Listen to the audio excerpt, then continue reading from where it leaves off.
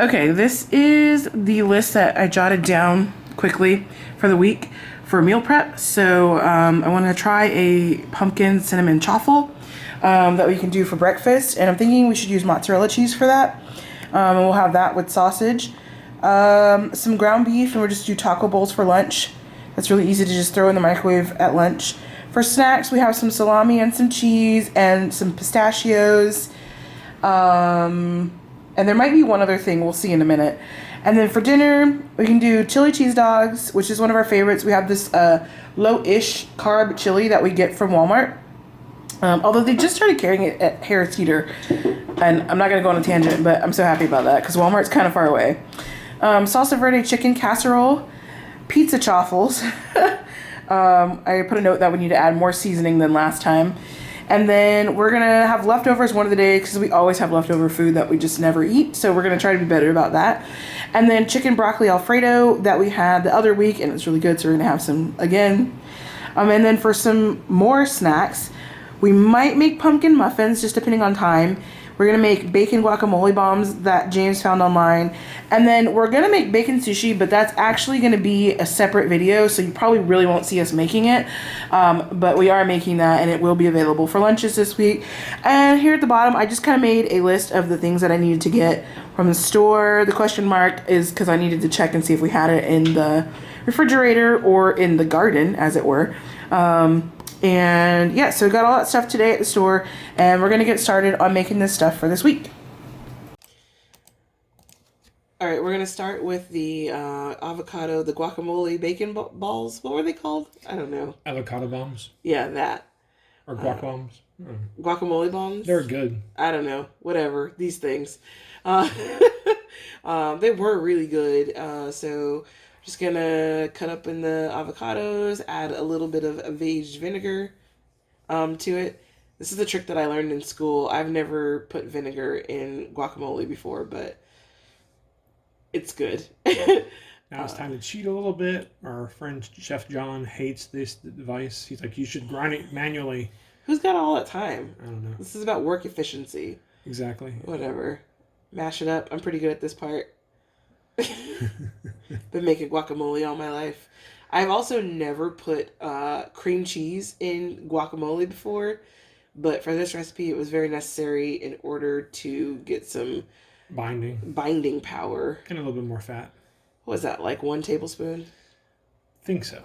We'll call it 1 tablespoon. It's 1-ish tablespoons. Yeah, 1-ish. Do a little more mashing to get it a little thicker. You'll see in a second that it kind of just sticks to the fork. This is what you want.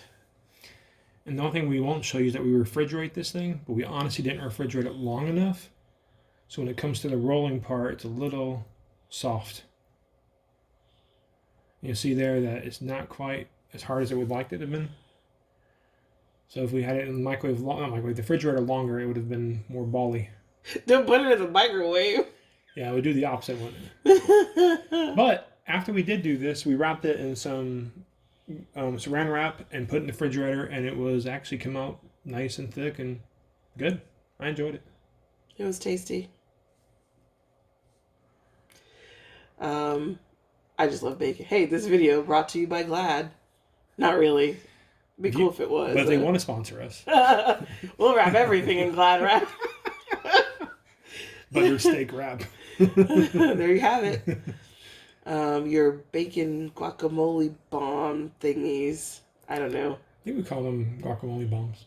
Sure. Let's go with that. I just call them delicious. So after we wrap these up, we're going to move on to our lunches for the week. Are we? We are. See? We're going to put the pistachios because you have to eat your pistachios every single day. Mm-hmm. Although word on the street is you still buy pistachios at the vending machine. I do because I work an 11-hour shift, but for 10 hours.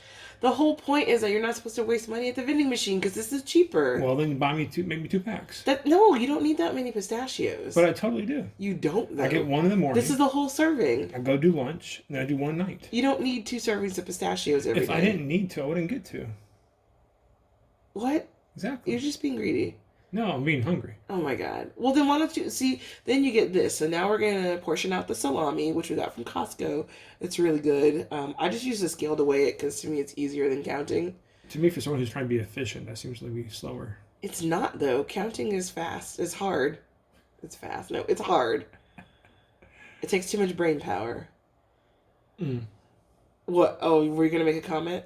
I was just thinking about the time it takes to separate them, put it on the scale, and You have to separate them when you count them. You have to estimate. Whatever. And then we're gonna pair that with a little baby bell cheese, the white cheese. That I enjoy. And you get a little salami and cheese to go in your either your afternoon or your morning snack because the pistachios are the other one. I ate them at lunchtime. That's not how this works. But it's how it works. You have to follow the rules and eat when you're supposed to eat. I prefer to subitize. Really? We don't want to talk about your PhD words right now. Let's just make this ground beef. How about you stop putting things in front of the camera? We need to know what goes in this. It was salt and pepper. But we're doing voiceovers. We could just say. But how are we going to know if we don't show the camera? Like this, we're going to have chili powder. You wouldn't know that we put chili powder? No, I wouldn't know. You wouldn't How would we know what this is? Cumin. Cumin looks like every other spice in the cabinet. No, it doesn't. It's yellow. It looks like rosemary. It looks like mustard. Maybe mustard, but not rosemary. But how would we know? Because who makes rosemary in their ground beef? Like you this? do. You've actually done that before. I mean, I might have. Exactly. But in this particular recipe, it wouldn't make sense. We cut the video, so now it's all finished, and we're going to add some cheese to each one of these. It's portioned out for our lunches each day. And then with this, we also have the avocado cups. I think I mentioned before that I buy the cups because every time I buy actual avocados, they usually just go bad. But these cup things of mashed avocado just last forever. And when I eat this, I have a bottle of Tabasco sauce on my desk at work. So I just sprinkle that on top. In my wife's defense, that was a total earthquake. No, that was just terrible camera work. Whatever. I try to help you. No, it's fine. Yep, see, there we go. We have a lunch. We also made up some chicken that we were going to have for later in the week for dinner when we're doing chicken broccoli Alfredo. And so we just put some everyday seasoning from Trader Joe's on there. You can see the ground beef cooking in the background. Here's the finished chicken. Terrible knife skills. Actually, it's beautiful. And but artful. It's terrible. You look at your finger on the top of that knife. You're going to hurt your wrist. My wrists are strong. Repetitive motion injury. No. Yes. I'm a professional. Not a professional photographer. I'm a professional cooker. How come I keep cooking all the meat? Because I don't like to touch it. Doesn't mean I'm not a professional. I know how to use a knife. You're a professional backseat cooker. I know how to use a knife, I tell you that much. Anyway, that's going to go with some Alfredo sauce for later in the week. And we're just going to put it up there. And that chicken by itself is really good.